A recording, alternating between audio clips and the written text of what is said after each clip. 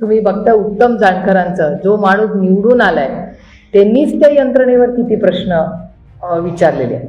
त्याच्यामुळे मला स्वतःला ह्या इलेक्शनमध्ये नक्की किती पारदर्शकता आली आहे हा एक मोठा प्रश्न, आरोप समाजात सातत्याने उभे राहत आहेत.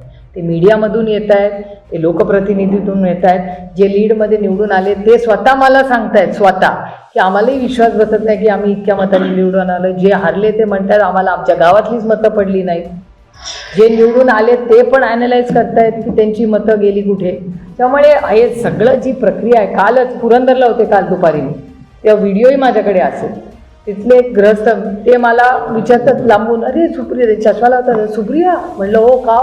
म्हणलं या मी तुम्हाला मतदान केलं होतं. म्हणलं मी तुम्हाला विधानसभेला पण मतदान केलं, आपली सीट गेलीच कशी, तुम्ही बंद करा. तो व्हिडिओ असेल नितीनकडे. ते म्हणले बॅलेटवर घ्या, बॅलेटवर घेतल्याशिवाय काय खरं नाही. हे माझे शब्द नाही, किंवा कुठला पक्षाचा पदाधिकारी पण नाही. मी गाडीने चालले होते, मुलांनी माझी गाडी थांबवली, मी हात करायला उतरले मुलांना. It was absolutely a coincidence. तर सामान्य माणसामध्ये जो लांबून सगळं बघत असतो त्याला जर ही भावना मनात असेल तर शेवटी आम्ही लोकप्रतिनिधी आहोत ना, आम्ही तुमचाच आवाज आहे, आम्ही काही वेगळे नाही आहोत.